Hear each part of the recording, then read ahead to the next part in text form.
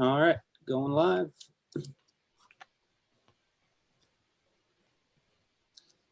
Hey, how's it going, everyone? This is Tyler Coates, along with Joe Saz and Fibbo Swanee here for the weekly Honest Analysts live stream, coming to you a day early today. Appreciate you guys joining here on Wednesday, as wasn't going to be able to make it happen tomorrow, so I'm sure that there will be plenty of things to talk about. And before going live, I had the pleasure of hearing Joe call Fibbo a noob, so that was fun. As we were chatting a little bit, and they got into as it applies to video games. Okay. they got into their favorite video games, and they were going on and on and on. What's your favorite video game? What have you played the most? Like, all right, well, how about we go live, and you guys can tell everybody about your favorite. First off, you sound like a video game narc. You sound like a big video game narc. Like if this was like a drug transaction, you would sound like a narc, man. You're like, which video game do you like? You've never asked someone what their best video game is. You got to give them a range of 3 to 5, man. That is minimum. You would get busted in an instant. Yeah, not the gamer. And as far as I was concerned, you were both sounding like a couple of nerds. So that was. But that's worse for you if two nerds. If you sound like a nerd to two nerds, if you're lower than the people you're calling nerds, then I don't know what to call you, dog. All right.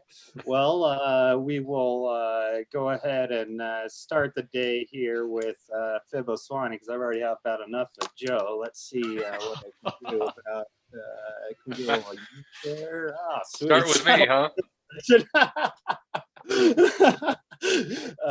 So yeah, I'm gonna go ahead and put Joe on mute until I can bear any more of him.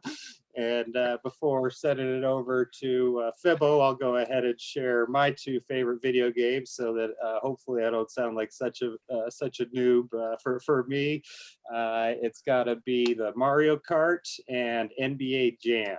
I can't beat those. If I had another, I'd maybe go Tekken. Now those were the days. So Fibbo, go ahead and tell us a little bit about your video gaming before getting into what we all want to hear about.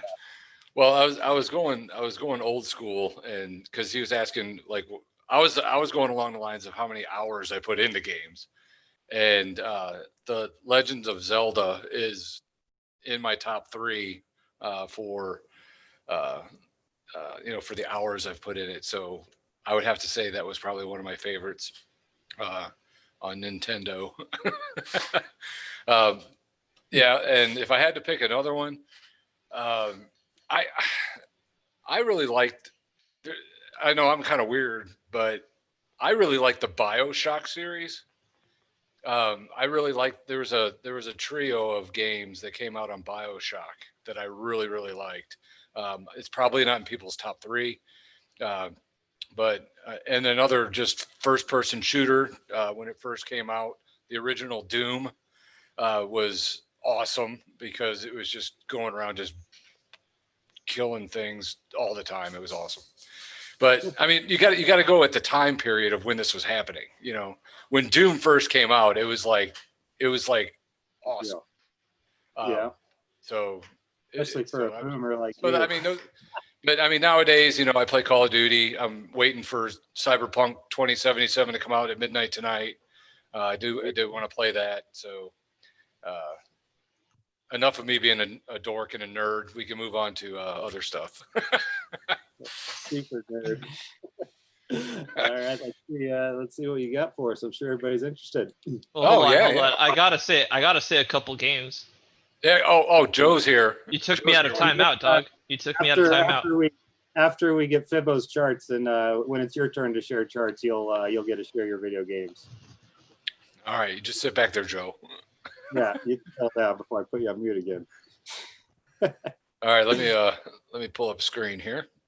I think you should have permission. Well, I'm going to start out with the 4 hour because on my system, what I was waiting for was a breakdown into the bearish zone, and on the 20th, or not the 20th. That's December 2020. On the 8th, it broke down this trend line. It went into the into the bear zone of the RSI, and the ADX was a positive 4-hour changeover each of the periods there. It actually started just about the candle before.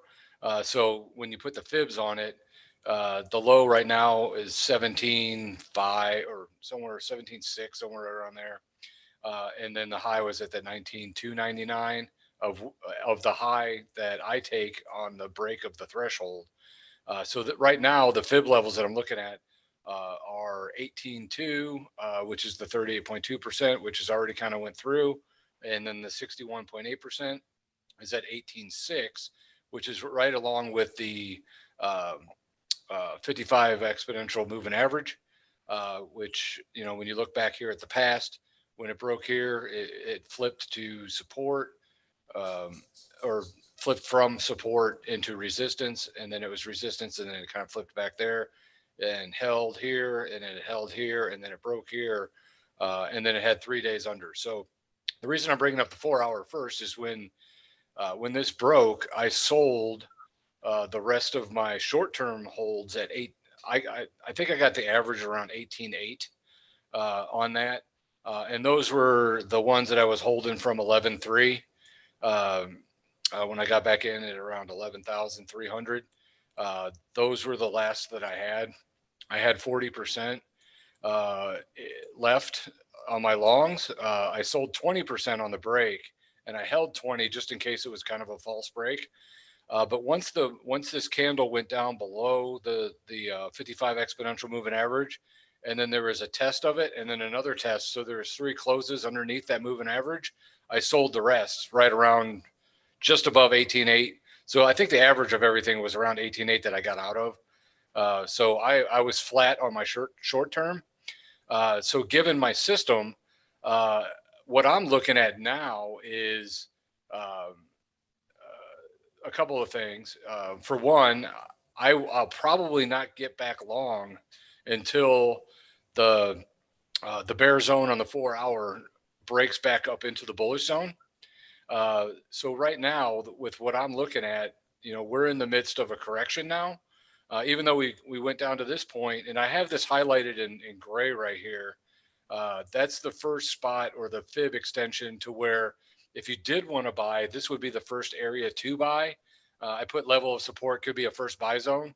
So if you did want to get long, that would be the first spot to kind of look. And actually, if anybody did buy there, it was a nice bounce off of that. The level was 17,696, and I think it wicked down just a little bit below that. So if anybody was trying to get that level, that would have been a nice little run to the upside. I haven't done anything yet.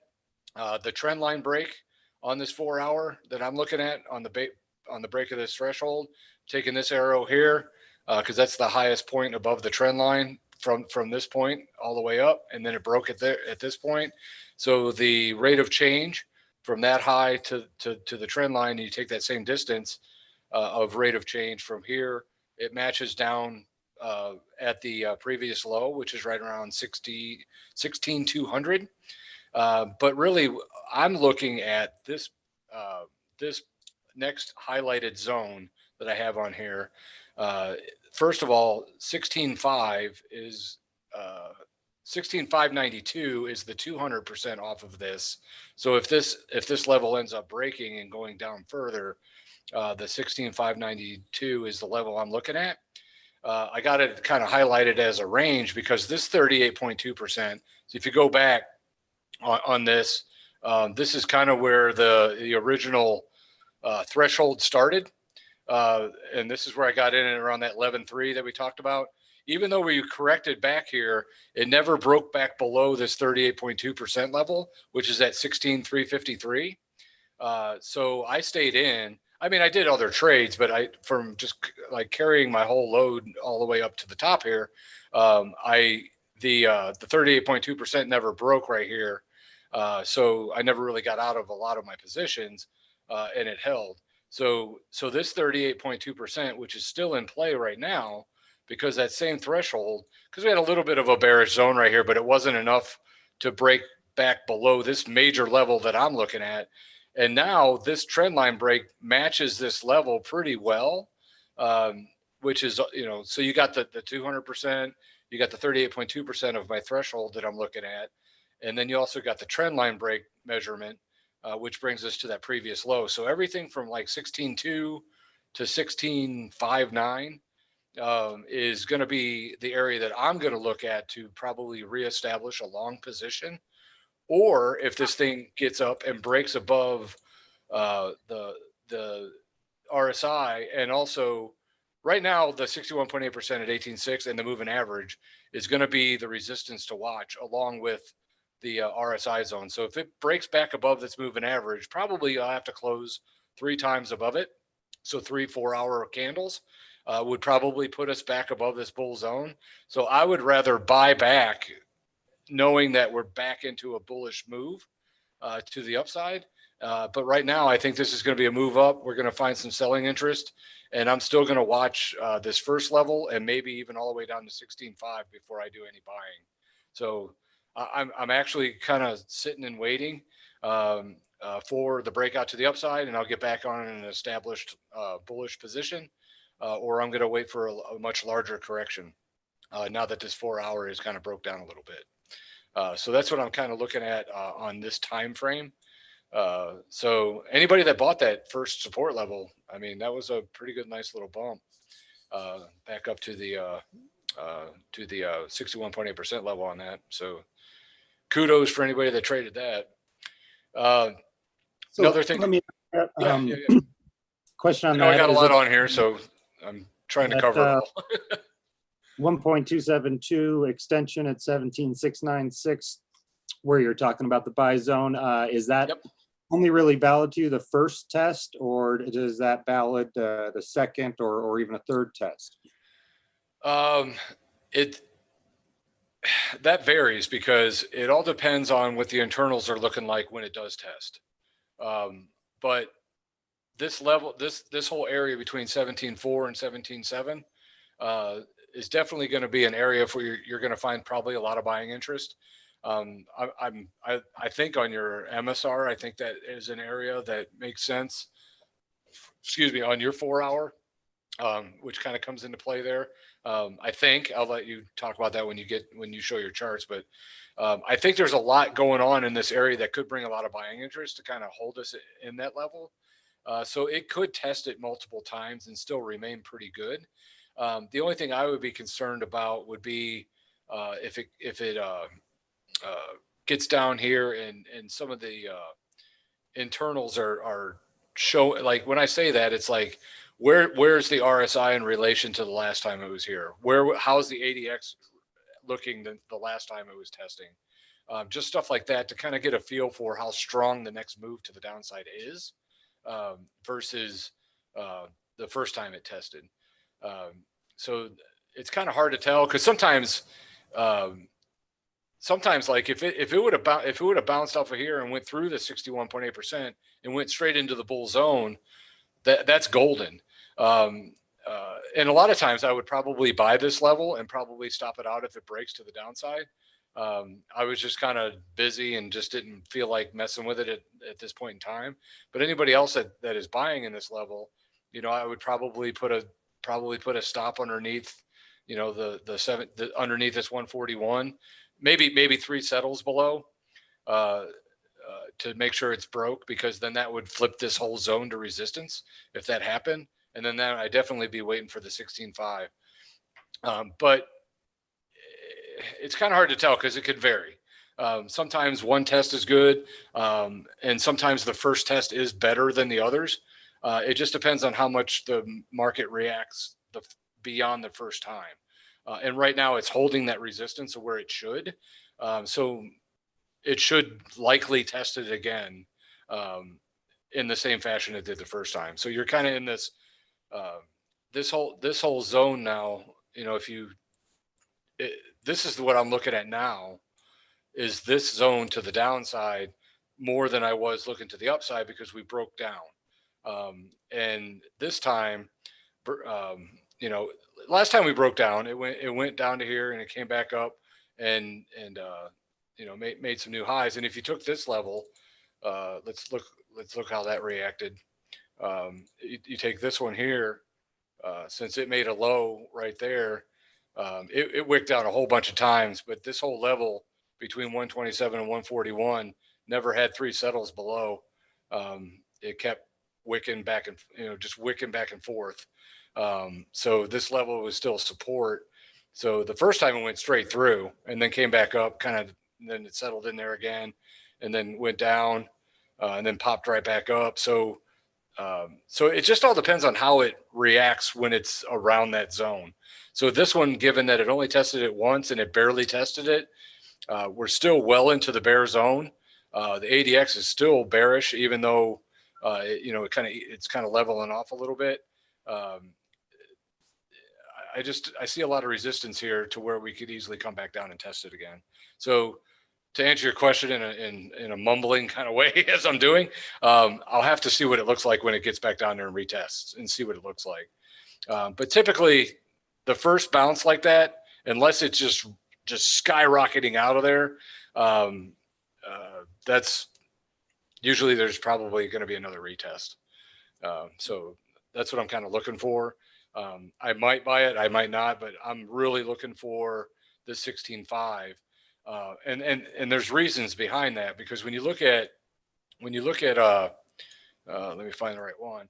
If you look at the daily, the correction on just off this latest threshold, the correction back to the 38.2% is 16,440 based on this threshold here.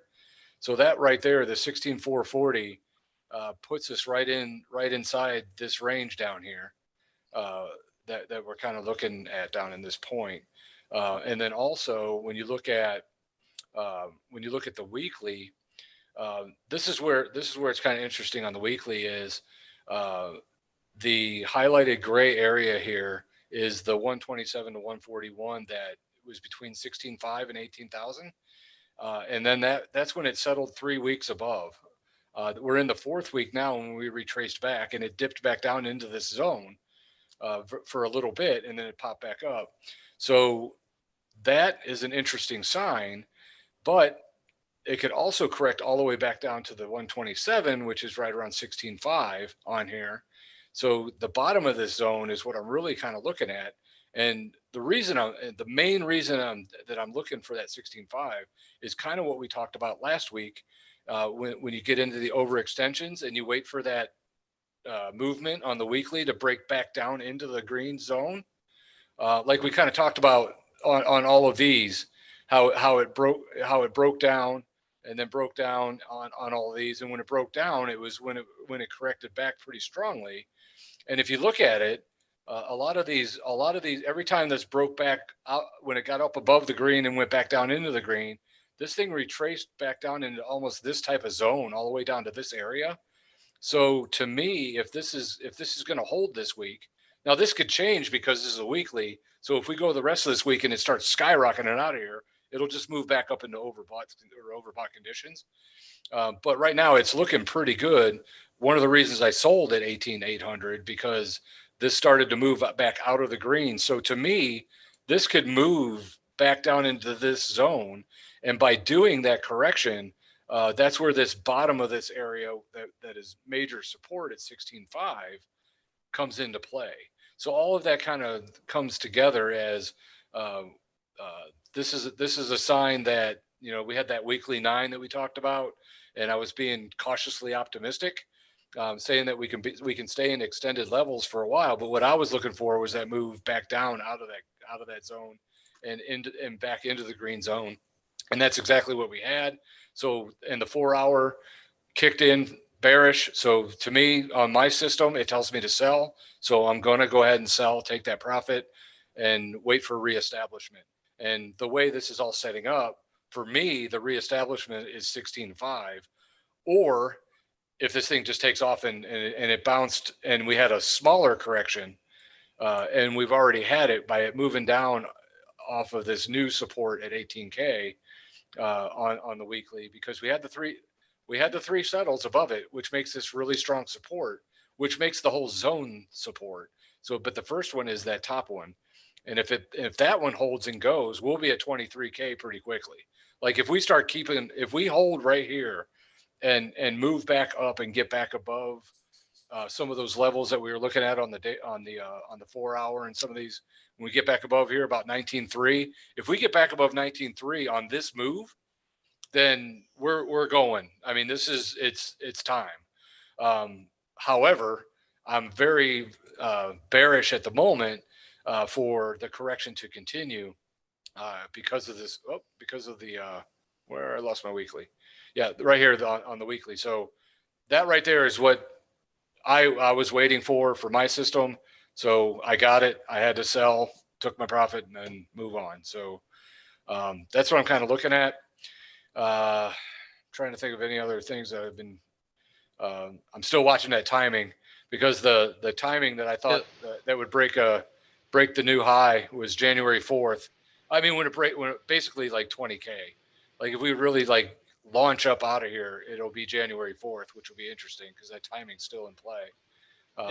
Speaking of timing, can I interrupt and just bring up one possible fucking, or I don't know, it could be bullish to you guys, but December 15th is the distribution of the coins that were held up in the entire Mt. Gox lawsuit. Nothing burger or fucking. Fucking buy it. Buy it. I mean, the coins are being released, not cash. Bearish news in bull markets is a buy. Bearish news in bear markets is a sell. Bullish news in bull markets is a buy. It's all about the trend, and if you get a good, solid FUD sort of news like China outlawing miners or whatever it is, like you're not going to get a really good opportunity to buy a dip unless there's some really good FUD behind it. And that's why I think it's so important to do what Fibbo was just talking about. Just have a strict set of rules, like you talk about yourself, Joe, and just taking the signals here and there. Because I think the people that wait, they'll wait for that dip, and then it'll never come, and then all of a sudden it comes, but it'll be too scary to buy because BitMEX is going into a lawsuit or whatever the news is. So I would say it's not a nothing burger because it's like actually a buying opportunity. Yeah, and I'm with you on that. And I agree. I'm in the same boat on that. And when you say that we're in a bullish market, don't get me wrong when I'm looking at these different time frames.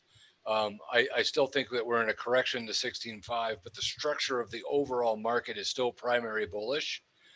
So that kind of news in this environment is still a bullish market. So bearish news in a bullish market will be a buy. So I agree with that.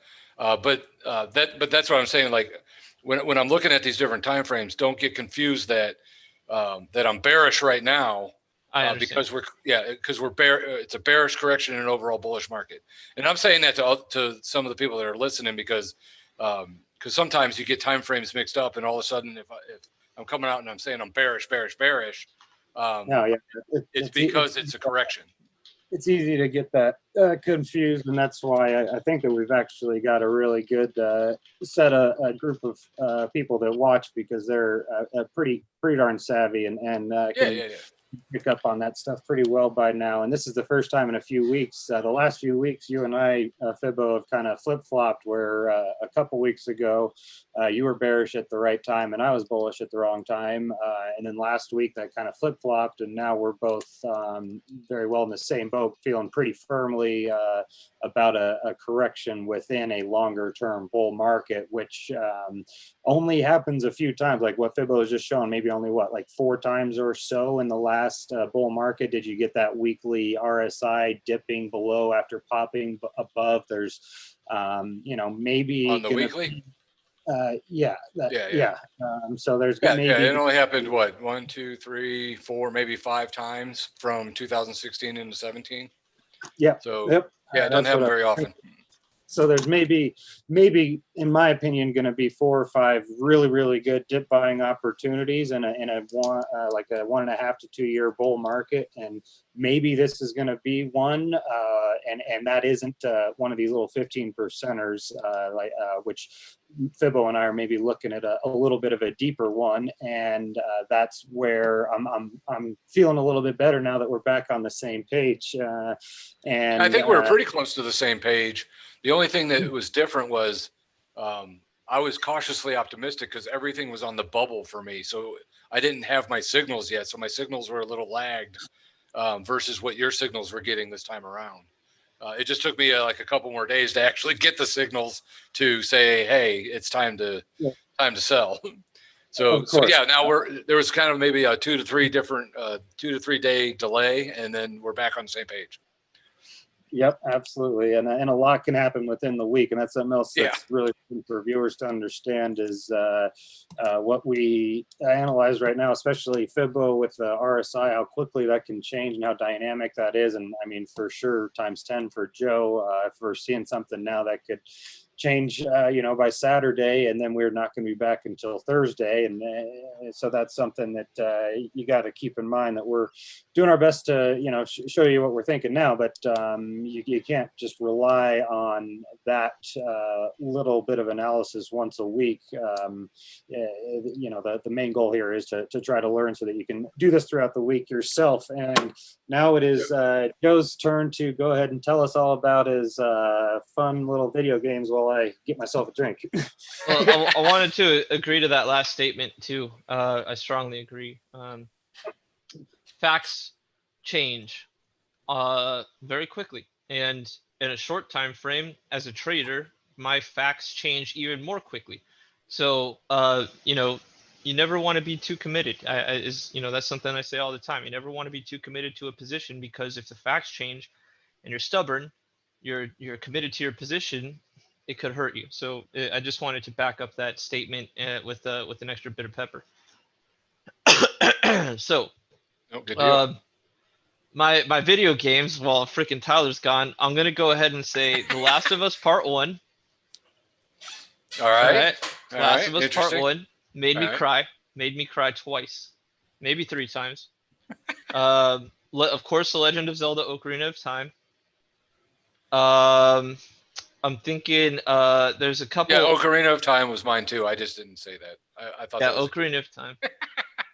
I want to say there's a couple honorable mentions. Far Cry 3, I think, was fantastic, amazing. And El Shaddai: Ascension of the Metatron was one of the best, most beautiful games I've ever seen. But damn, there was a third one that I had on my list going into this that I totally just can't think of right now. It was definitely The Last of Us Part 1. It was definitely Ocarina of Time. I forgot the third, and if it pops back into my head, I'll jump out with it. But those have been 2 of the most touching. Oh yeah, Transistor was fantastic. Beautiful, that's an interesting game. Beautiful game and amazing soundtrack. I mean, it is a full-on work of art. So those are my games. Maybe I added a couple extras in there. Some on Horizon Zero Dawn honorable mention, Assassin's Creed Origins honorable mention. But yeah, there's a lot of games that have made it up there, but those are my tops. Yeah. One of my honorable mentions that I didn't want to mention because it shows my age is Pitfall by Activision. I played so much Pitfall on Atari and Activision that shows my age. But Pitfall was badass at the time. When you started with Doom, and then you say this is going to show your age, I thought for sure you're going to come with Pong. No, I had Pong. I actually had Pong with the little dials that we had. It's like boom, boom, boom. It was crazy. Well, I'm on the edge of my seat here, boys. I'm sure this is thrilling everybody else as well. We got this. We'll keep talking about this, Fibbo. I look forward to it. So, quick analysis here. Not too much. I mean, something's happened. We were doing a whole lot of nothing for a long time. We had a ton of firing off of signals. I was not comfortable trading this. Didn't trade this. This is what I saw. I'm not gonna, say I expected it to fly, but it did a little bit. Didn't get a lower low than 16K, whatever. So I'm happy to see that. Happy to see support showing up in the gold mine. You can see the gold mine here kind of extending all the way down, and this wick comes, probably in the low, like 40% to 30% distance into the gold mine. Happy to see that it wasn't completely obliterated. Signals did show up with strength. That is the 2.5 to 5% band. So this is the 5 to 10% band, and this was eaten into with our first signals, our trade signals actually being right here, and then a little bit of a shakeout. I mean, this was stressful down to the 17Ks. If you entered up here at around 18.2, you're underwater terribly. But then you did have a chance to get out on some of these signals. So I am taking these signals right now. So I did mention that in my Telegram group that if you did take this long, that this was the exit for me in my eyes. And I'm kind of with you. I want to lean toward the structure is still mainly intact. I think that what is likely to happen is more on the pullback end of the spectrum as opposed to a reversal end of the spectrum. Um, I think the timing is a little weird though. I don't like that we're rounding off and really creating a rounded top. I don't like this on small time scales, so I definitely don't like this on large time scales. Obviously, we're missing a couple days in here because this is compared to the S&P. And the S&P is starting to kind of correlate with the move. So I'm a little worried, at least short term. At the very least, I'm worried short term about Bitcoin and its direction. I think it's starting to be established that we're probably going to break down and test a somewhere around 14 to 16K range.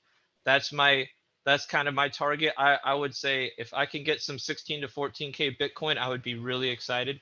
Obviously, I would be more excited, but I'm just being practical here. I think a 14K to 16K Bitcoin on a pullback is realistic, and it's a great buying opportunity if we get it. Of course, the facts can change on our way there, but I think the noise is starting to reduce a bit, and I don't have a trend bias yet. And I'm just trading like a little scared kitten right now. I have, even though I do want to be a buyer at 16K, it means that I'm probably going to be a buyer with cash. It probably means I'm not going to go short, even low lev, because I could be completely wrong. I could miss the opportunity. Maybe we don't go that low. Maybe we already did, and maybe this is just a little bit of a one last shakeout. So that's kind of how I'm viewing things. I still don't like the fact that we have a ton of signals firing off. This is not common. I mean, in all the time that I've been watching the order book with trader data, I've never seen it like this. So this is very uncomfortable to me. I mean, our gold mines are basically flipping when we lose one. This is the canary. This is meant to adjust some sensitivity. So clearly the gold mine is there a couple times, a couple islands, whatever you want to call it. And then the canary, which is a bit more sensitive. But we're just really ping-ponging into gold mine territory support, gold mine territory resistance. So I can't really say that I have a trend bias. I do think that 14 to 16K is a reasonable pullback. I do think there's a couple things that I'm a little bit of a contrarian on the December 15th. I think that a lot of people, we did some math on the channel. I can't remember it exactly, but so people are going to get somewhere around 17% of the coins that they initially had, and they're valued at 600% higher than when the hack happened.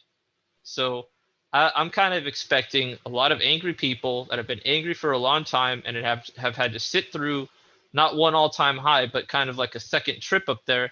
I'm wondering if a lot of those people are going to look at this opportunity as a selling opportunity, and take some long earned profit that might not necessarily cause a change in the overall market structure, but definitely will cause, I think, a pullback. And I'm a really strong buyer at 14K, and I would expect if we hit that, then maybe we can get a wick down a bit lower. But I, for the most part, expect us to stay above the 5-digit range. I don't think 10K or anything like that is really on the table at this point in time. I think 14 to 16K is a good place for us to come back, build some price discovery. I'm glad that we've done this at 20K. We spent some time up here, 19K, 18K. We spent a lot of days up here. I feel very comfortable with even this price discovery being established as a sell zone for now. At least we have something concrete up here. And we know that Bitcoin is capable of coming back to where people all-time hires bought. So I'm really happy to see this. I think a pullback is on us. I really do think the CME gap is in play too. So I think that's going to fill on our way down. Which just for a quick mention, I think I skipped over it. The CME gap is between, we actually whipped into it today. So now the CME gap is 17,705 to 16,925. So I do think that we're kind of on our way to fill this. Today was a pretty strong day in that direction. I think this whole thing will be filled. This will be the fact that it already, you know what? I'm going to actually kind of contradict myself for 1 second. This still, the candle close above the gap still means to me that this could be a continuation gap, but we did close a good bit of this. I still think that this full gap will close out, but I think by traditional standards, and correct me if I'm wrong, I think that since we did close above the gap itself, even though we wicked into it, that this would still be considered support on the gap, which would consider it for now a continuation gap. So I just want to leave that on the table. But we did really go in pretty deep. We cut in about halfway. So I think that full CME gap is going to fill. I think 14 to 16K is going to get hit, and I'm going to take that as a strong buy.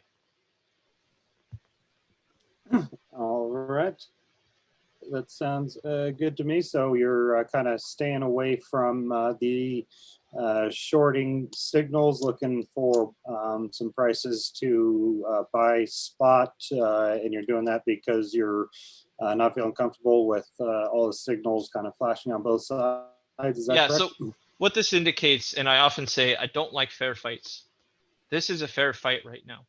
There's no distinct winner. I'm like, if we can go up to a certain threshold and then carry on, like Fibbo said, past 19.3, you know, I think that's a pretty fair threshold.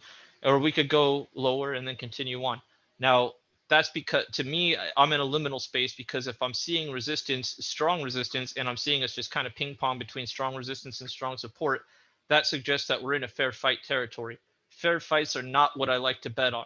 I want to bet on Khabib when he enters the ring every time.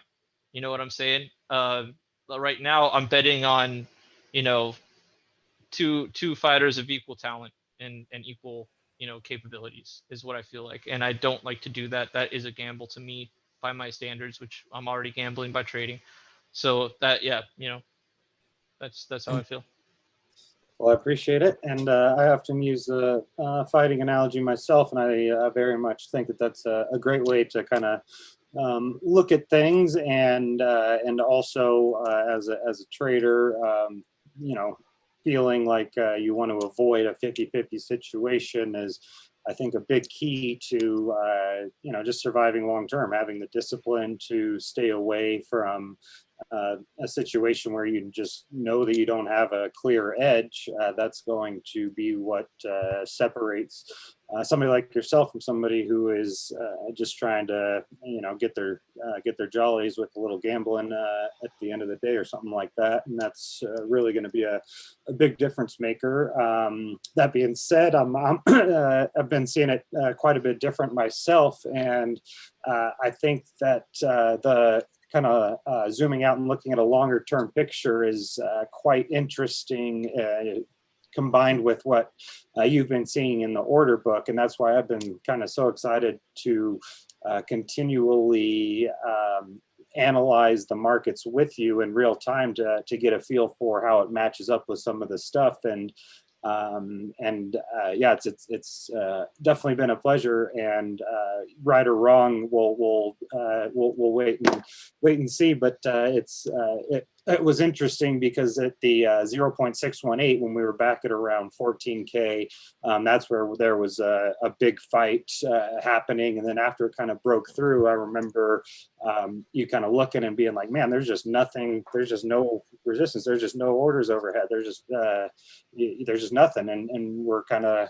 looking at that full retrace after being able to break through the 618 as being, you know, kind of a gap in liquidity.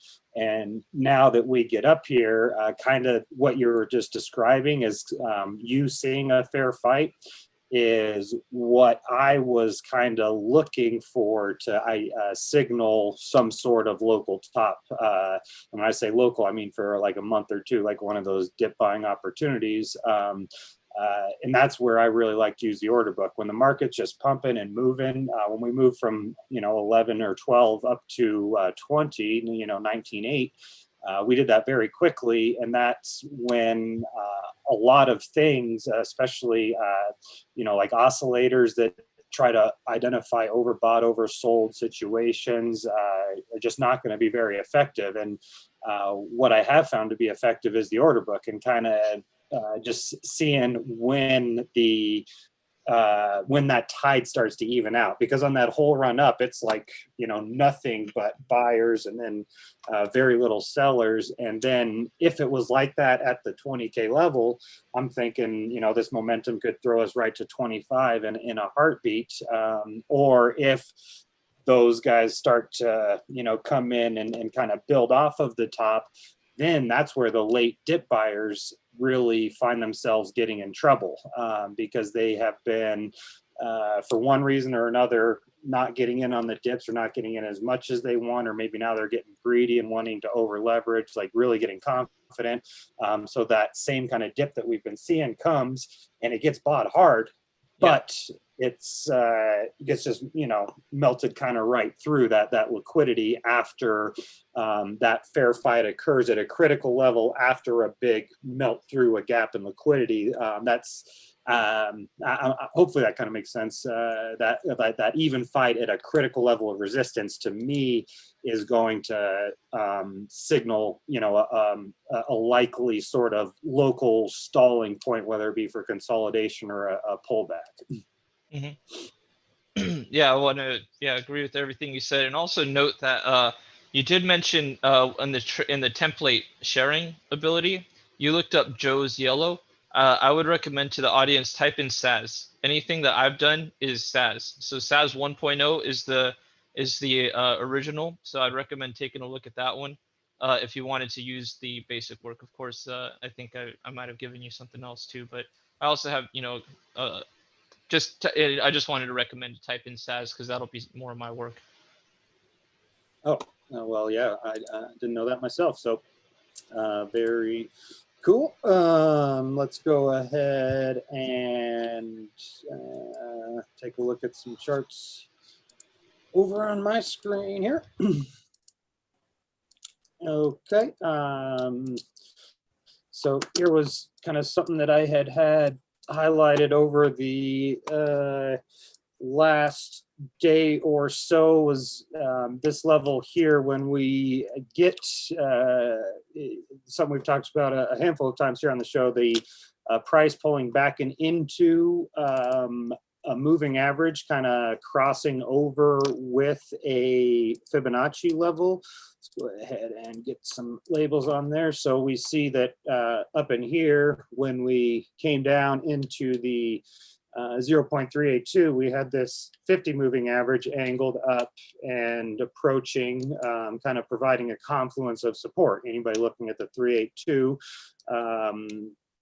would be buying, and then anybody looking at this would be buying. And then this is the situation that I have started to pay very close attention to, because like Fibbo mentioned, it lines up really, really well with EMASAR at times, and that can provide, a more of a perfected situation where we have the price this time pulling back and into the 0.618 as the 200 period moving averages coming up and approaching that sort of crossover. So this is kind of the zone that I had outlined based on just these fibs and moving averages, after we kind of started to turn that 50 into resistance. And that's the same area that EMASAR would be looking at as well. Oh, we got some new colors I've been using that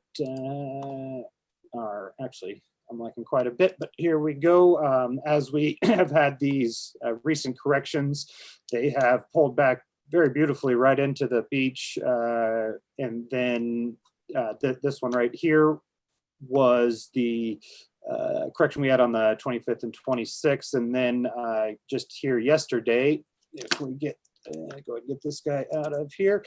I was highlighting this on Twitter and whatnot as we were pulling back into this level, as we were seeing that confluence from the fibs. And then I was also liking what I was seeing from kind of some prior levels here. If we did happen to fall through this area, I had bids layered down into here. We would have been running into, once you hit this ocean here, that's kind of, especially the buoy is going to be a really big critical level of support. And then when that's lining up with the horizontal, that's going to be an area I like really a lot. And then up here we have the fibs lining up. So is that 16? Is that 16.2?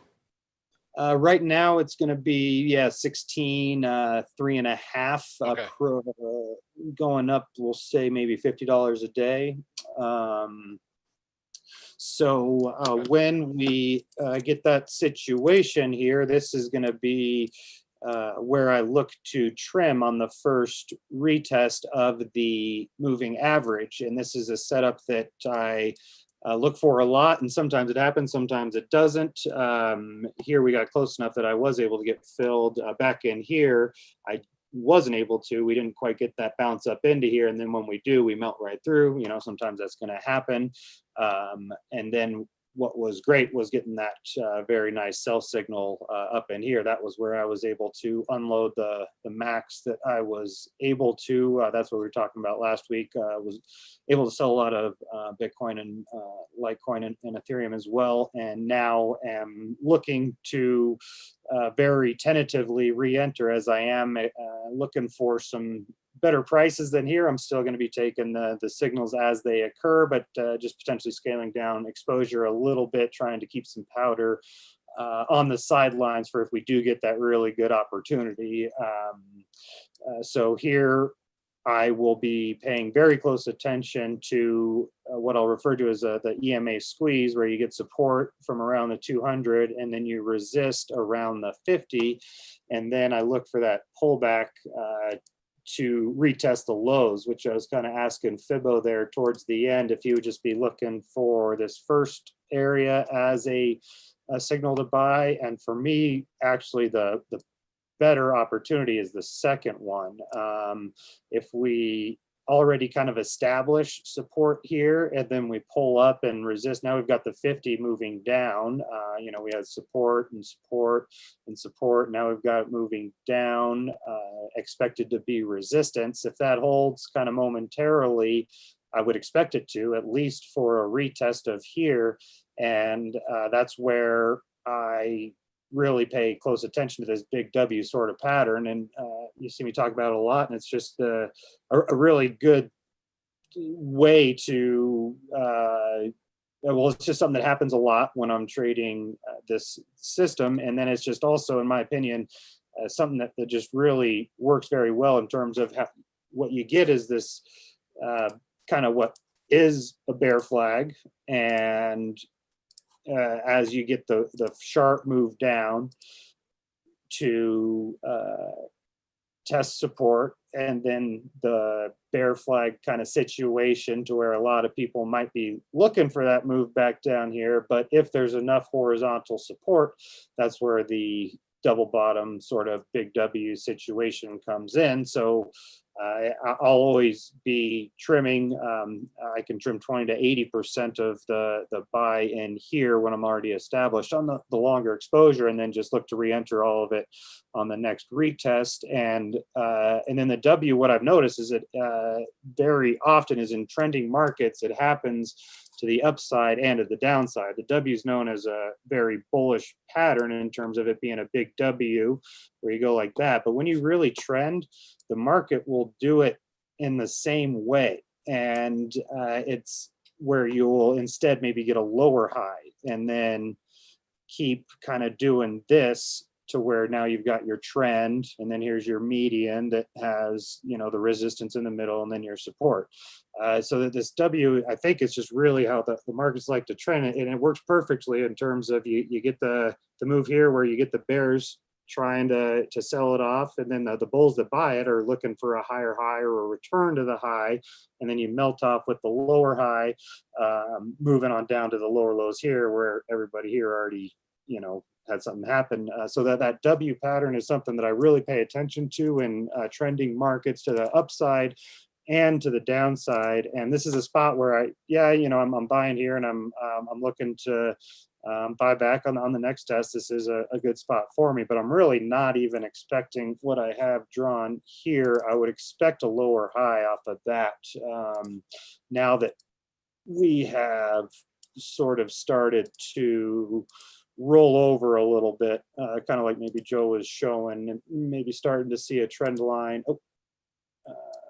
Starting to see a trend line here. So yeah, I guess this is what I'll be looking for over the next few days or so. Still, feeling like Fibbo said for sure that if we can break through this area here and take out these highs that are like around 19.5, 19.6, then absolutely. I mean, watch for it to start to melt up again. But that isn't something that I'll be expecting just yet.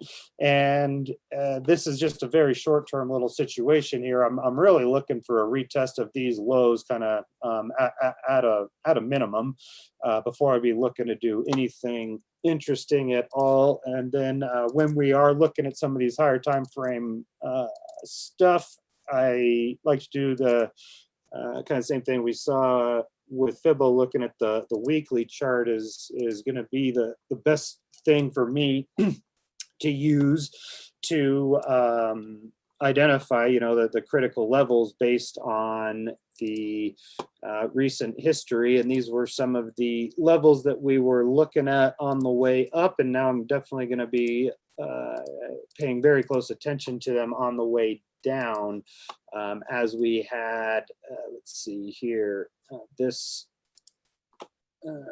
is going to be, I posted a chart on Twitter the other day, kind of maybe last night or something, but kind of showing this area as what I would say is kind of the potential buy zone.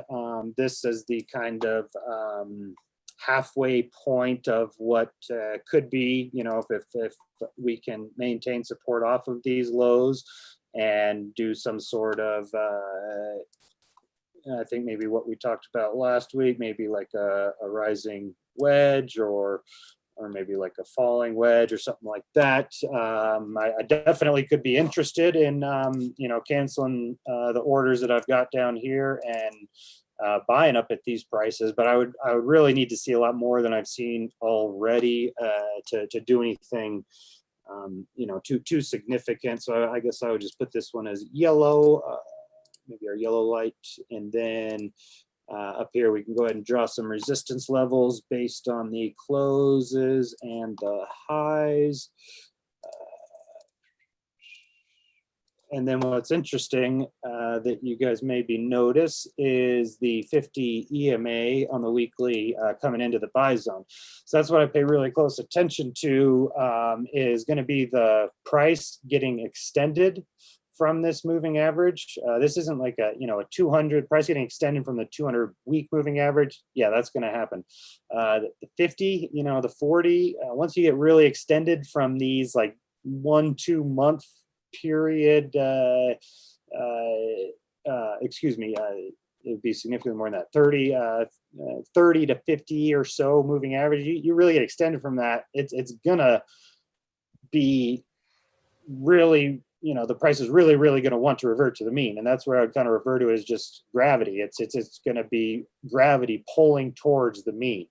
And I wish I didn't draw these lines on a chart with such little history. So let's just go ahead and get up longer history chart here.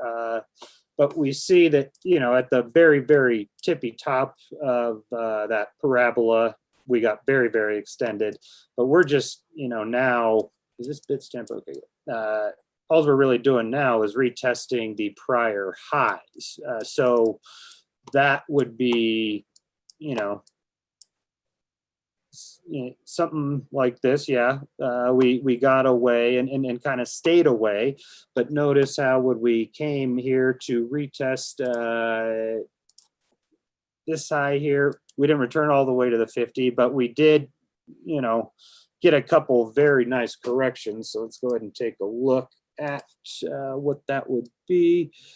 33% to 34%. So that's exactly what I've really been looking for, is a 30 to 40% correction off of such a strong move that gets us so far extended from the moving average. Let's just go ahead and compare how far extended we are on this test of the all-time high compared to the last. 85% above the 50-week last time we tested it. Led to a 33% correction. Let's go ahead and do that. So 74% or so above as we retest the prior all-time high. That's extended and needing you know, some sort of version to the mean, in my opinion. And if we do get a nice 30% correction or so, that would put us right there in the buy zone. So there are going to be a few things that you know, make me really want to hold on to some capital to be able to buy down around here. I think 14 is really a popular number that I've been hearing a lot, which makes me think that, you know, it could definitely hold. But if it does, maybe we'll get some a couple solid weeks below to really scare those buyers or something. And basically, I'm going to be looking for sure at these weekly horizontals, and then I'm also going to be paying very close attention just to the daily moving averages. Let's see here. Go ahead and pull up EMASAR. So we see that the 200-day moving average is at 12,700. That's definitely going to be a confluence of support there as well. And as we have seen here, you know, as we've been following throughout this recent run-up, the fib retracement of 0.618 here at 13.3. So again, like I'm kind of seeing on that shorter time frame, started out by showing the 200 moving average crossing the 0.618, seeing the real high time frame 0.618 with the 50 moving average right here, right now. If it takes us, you know, weeks to move back down, it would be coming right up and into it, and that would be some pretty sweet action. And one other thing that I am paying very close attention to is something that will only really mean anything to people who are using EMASAR, but the last update, we had an option to display these old markers, which time and time again, they're just unbelievable levels of support and resistance. Here's the 1 hour chart. We had this reversal, we had this new marker print, and then you have support as the 200 and marker area there comes up and crosses it, beautiful support. And then tried to support here. Now it's fallen through, and then boom, resisted to the tick almost. And that did help me to get a very good fill, even though it didn't get quite to that 50 hour moving average. And then support right there, it's kind of hard to see. You may not be able to see it, but here's an old marker that is, this one right here is then drawn in very fainted. And you see that that comes in as a very critical level of support. So these are going to be very, very important to me, especially when I see a number of them kind of clustered together. It's going to tell me that this is sort of a magnet again, that there's a gap in liquidity. When we have a bunch of them clustered together, it means a lot of price action happened there, and that's a big area of liquidity.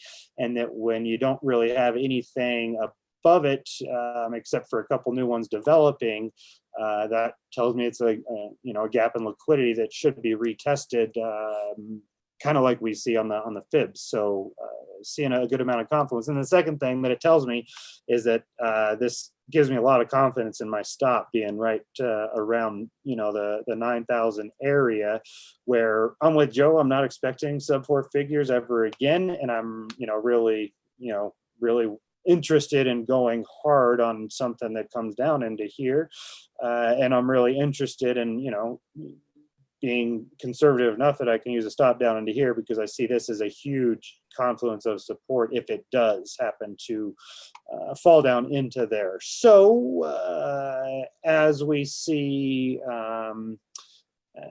yep, that's going to be all that I think I am going to have to share. Yep, I think there's something else that I'm just forgetting, and if it comes to me, maybe I'll remember it. But if not, I think that's plenty for everybody to think about. I don't like to, talk about too low of prices after a little bit of a move down. That's something that, it's too, it can be too common, and I'm not trying to scare anybody into selling after a little move down. Like I showed you my plan and what I'm doing and where I'm buying, where I'm selling.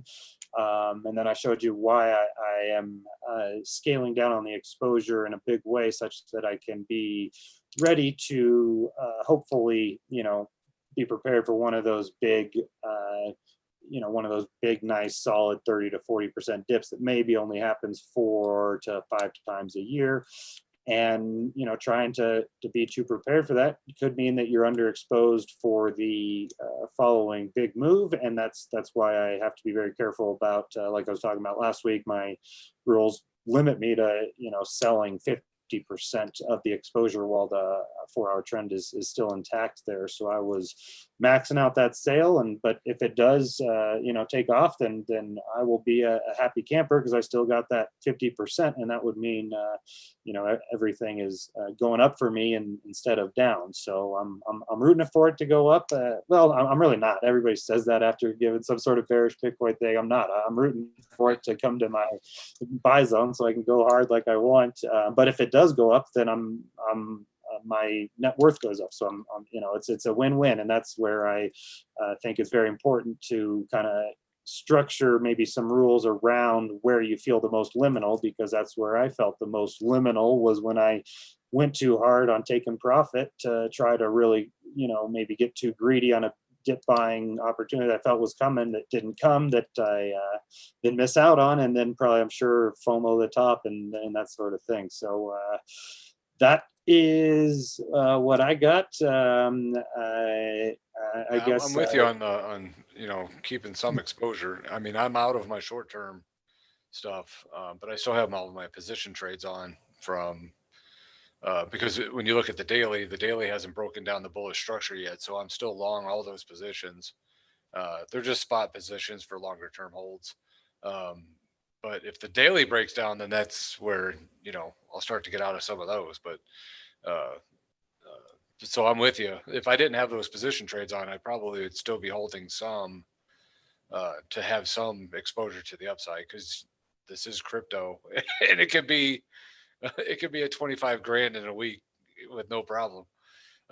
So I would not want to miss out on that by not having any exposure at all. But just got to play it that way. So, but I like how you do your risk management rules on that. It's a good play. Well, appreciate it. Any last words from Smoking Joe? Nope. It kind of seems like we're all on a similar page. Enjoy being here with you two. Yeah, it was a good time. Absolutely. I'm not sure whether to be worried or feeling good about us being on the same page, but I am, I guess, not so humbly willing to brag about how we have been doing here since the show started, in large part due to both of you getting following it on the way up, and now if we all kind of agree and it does give us one of those nice dips in a longer term bull market, that would be that'd be an awful lot of fun. So I guess for now I'll be happy, and that'll be very tentative. So as we are getting ready to sign off, I'm starting to get ready for dinner, and I am really excited for my favorite meal of the week, and it's making me think of one of my favorite movie quotes. And as we were, or at least as you guys were nerding out at the beginning, I'll end with a good quote. And if either of you guys know what it is, I'm going to be very happy and impressed. So here it is. He goes, I'm the MVP, most valuable pizza eater. Nope. Nothing? I would say waiting, but I don't think I'm right. People's I've heard thinking. that. It's ringing a bell. Pizza So eater. this is a great movie, all-time classic from my childhood for anybody that hasn't seen it or anybody Dude, that where's doesn't. my car? No. This is a classic. Anybody that doesn't remember that quote, it's time to go watch the movie Hardball with Keanu Reeves. He takes him out for some pizza after a baseball game, and most valuable pizza eater. That was always one of my favorites. And I am getting ready to order myself a pizza. So There you talk go. about who the MVP is tonight. And thank everybody for tuning in. Viewers of the show, of course, are the real MVPs. Most valuable shit. Couldn't think of it. A P for a watcher. If you watch something that starts with P, how about a crossword? Peruser. Most valuable pressers uppers of the thumbs up button. All right. Shit. Thanks everybody. You need to get some pizza. It's time for me to get some food in me. We'll see you later. All right, later. All right. I was